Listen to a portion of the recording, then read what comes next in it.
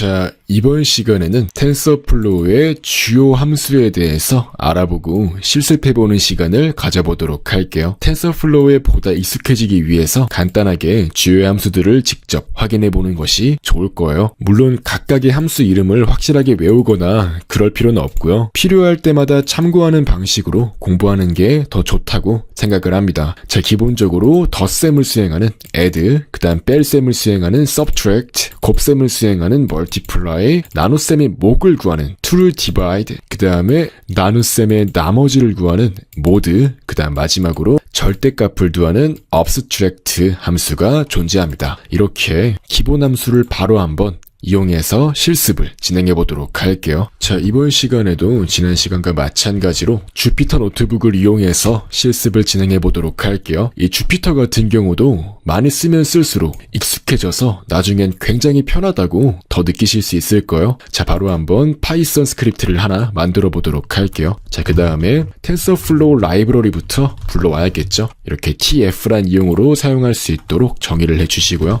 자, 두 개의 상수를 이용해서 실습을 해보도록 할게요. a, b를 만들어 주는데요. 자, 가장 먼저 덧셈 함수를 사용해 보도록 할게요. 이렇게 파이썬에서 주석을 입력할 때는 샵을 하나 넣으시면 한 줄 주석이 이루어지고요. 혹시 여러 줄의 주석을 넣고 싶으실 땐 이렇게 작은 따옴표 3개를 넣으시면 돼요. 뭐 예를 들면 이렇게 뺄셈 함수 사용하기 넣어주신 뒤에 덧셈 같은 경우는 C라는 변수를 만들어서 A랑 O를 더한 뒤에 A랑 B를 더한 값을 출력할 수 있도록 만들 수가 있고요. 이 뺄셈 함수 같은 경우는 A에서 B를 뺀 값을 또 출력할 수 있도록 만들 수 있겠죠. 이렇게 한번 실행을 해보도록 할게요. 그럼 이렇게 세션 변수가 초기화가 안 되었다고 나오는데요.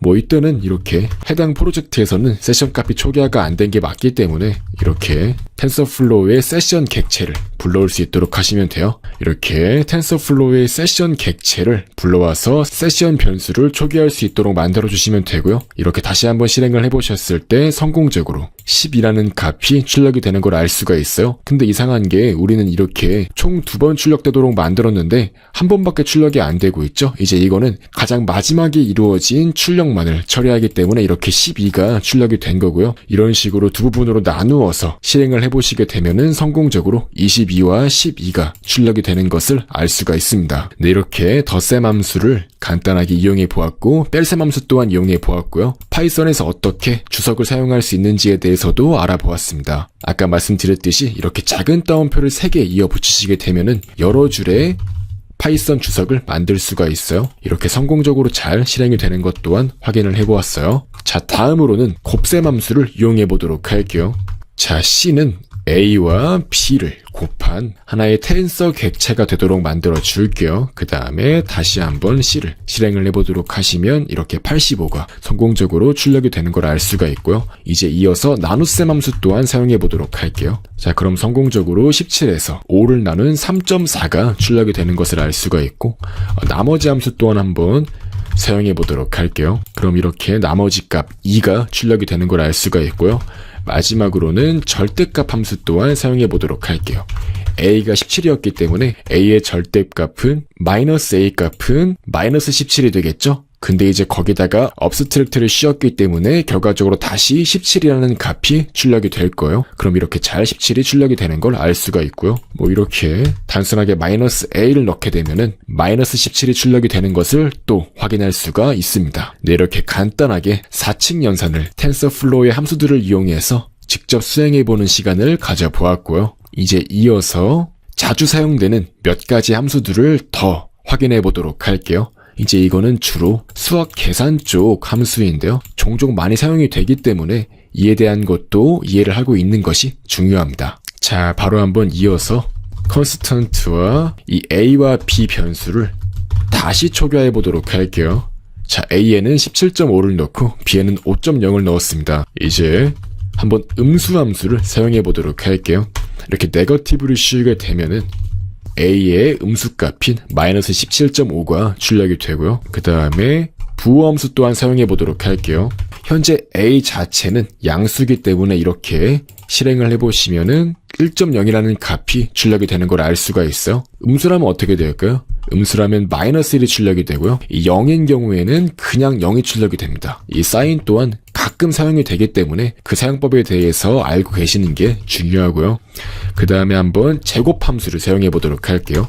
이 스퀘어, 뜻 그대로 제곱인데요. 그대로 이렇게 a의 제곱값인 306.25가 출력이 되는 걸 알 수가 있고요. 그 다음에 거듭 제곱 또한 한번 해볼게요. b가 값이 5였죠. 이제 5의 2제곱은 25가 되겠죠. 이렇게 성공적으로 출력이 되는 걸 알 수가 있고요. 이 파워 함수를 이용해서 스퀘어 함수에서 나오는 값을 그대로 또 확인할 수도 있어요. 즉 파워 함수가 이 스퀘어 함수보다 더 많은 내용을 포함하고 있는 함수라고 할 수 있는 거죠. 이렇게 더 큰 범위도 가능하니까요. 뭐 이런 식으로 심지어 200도 넣을 수가 있어요. 값이 너무 큰 경우에는 infinity, 즉 너무 큰 값이라서 구할 수 없다고 출력이 되기도 합니다. 50도 안 되네요. 한 20 정도는 될까요? 네, 20 정도는 출력이 되는 것을 알 수가 있고요. 10 정도 또한 이렇게 잘 출력이 되는 것을 알 수 있습니다. 이제 한번 이어서 두 변수 중에서 더 큰 값을 확인하는 맥시멈 함수 또한 사용해 보도록 할게요. 즉 a와 b 중에 더 큰 값인 a가 이렇게 출력이 되는 걸 알 수가 있고요. 미니멈 또한 존재합니다. 이 미니멈 같은 경우는 더 작은 값이 출력이 되고요. 그 다음에 이 지수값을 출력하는 함수도 존재하는데요. 이렇게 성공적으로 지수값 148.41316이 출력되는 걸 알 수 있습니다.